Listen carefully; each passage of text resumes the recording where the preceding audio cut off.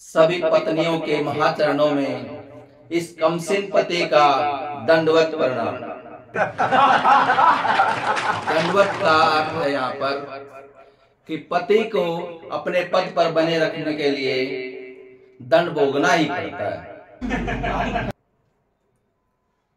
दंडवत का दूसरा अर्थ ये है, दंड का अर्थ है डंडा और वत का अर्थ है समान, यानी पति पत्नी जी की उपस्थिति में डंडे के समान एक कोने में खड़ा रहता है।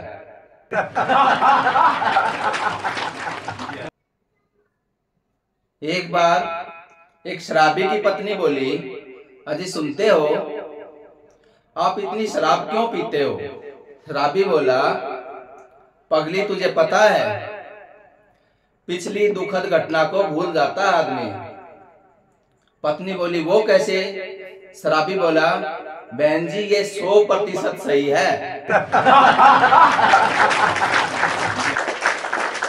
एक बार मैंने पत्नी जी से कहा कि मैं एक बात को लेकर सालों से परेशान हूं। अब पत्नी बिगड़ गई, बोली, मेरे भाइयों ने तुम्हारा क्या बिगाड़ा है? मैंने कहा, भाग्यवान मैं बरसों से परेशान हूं। तब जाके समझी। पति का शहीदी दिवस, उसकी शादी होती है, और इसी संदर्भ में मैं आपको एक कविता सुना रहा हूं, हास्य। मेरा शहीदी दिवस 23 मार्च को जो मेरी शादी निश्चित हुई, 23 मार्च को जो मेरी शादी निश्चित हुई, मुझे लगा ये तो कोई खास दिन है भाई। मुझे लगा ये तो कोई खास दिन है भाई। मेरे दोस्त ने कहा, इस दिन शहीदी दिवस है। सोचा शादी करके देखते हैं कितना सच है। सोचा शादी करके देखते हैं कितना सच है। बात उसकी सच निकली, शहीदी दिवस आ गया। बात उसकी सच निकली, शहीदी दिवस आ गया। और एवी वेट वाली को देखकर आंखों में अंधेरा छा गया। आंखों में अंधेरा छा गया। कद उसका आधा और क्षेत्रफल मुझसे ज्यादा था। कद उसका आधा और क्षेत्रफल मुझसे ज्यादा था। शादी ही शहीदी थी, अब मरने का इरादा था। शादी ही शहीदी थी, अब मरने का इरादा था। जीते जी मैं तो यारो बन गया था स्टैचू। जीते जी मैं तो यारो बन गया था स्टैचू, और घर से बाहर निकलने पर मुझ पे लग गया था कर्फ्यू। मुझको दहेज में एक ऐसी भैंस मिली, पत्नी भी भैंस जैसी मुझको वहां कैस मिली। मुझको दहेज में एक ऐसी भैंस मिली, पत्नी भी भैंस जैसी मुझको वहां कैस मिली। पत्नी और भैंस की शक्ल एक जैसी लगी।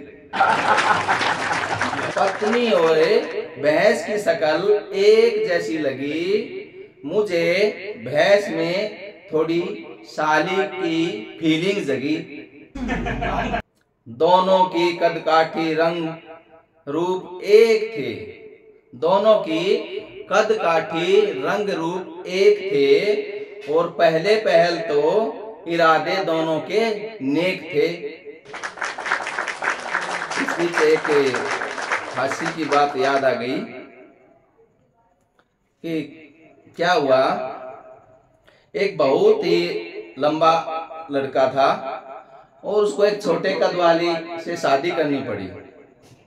अब पत्नी जो थी वो ऊपर मुंह करके बात करती, अजी सुनते हो। एक दिन उसने क्या किया, उसके सामने एक कुर्सी रखी और उस पर चढ़ गई। अब उसके ऊपर चढ़ गई तो उससे पूछा, अजी सुनते हो? ने कहा, क्या? इतनी ऊंचाई पर आपका मन कैसे लगता है? तो इस प्रकार से हंसी की बात निकल ही आती है कोई न कोई प्रसंगवश। कविता पर लौटते हैं। रंग भेद नहीं दोनों में, पत्नी और भैंस की बात चल रही है।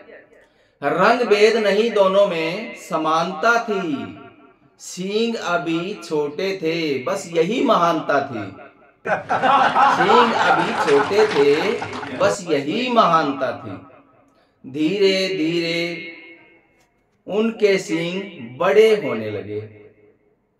धीरे धीरे उनके सींग बड़े होने लगे, जिनको देखकर मेरे कान अपने आप खड़े होने लगे।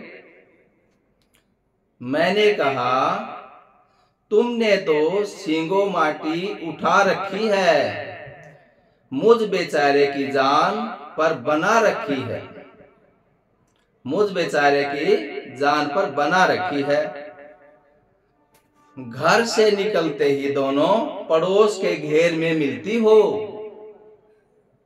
घर से निकलते ही दोनों पड़ोस के घेर में मिलती हो, और मुंह चला चला के टाइट से ज्यादा झाग निकालती हो।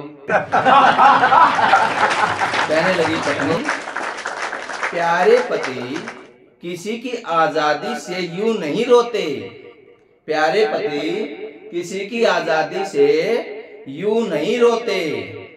रही बात सींगों की, भैंस के होते हैं, गधे के सींग नहीं होते।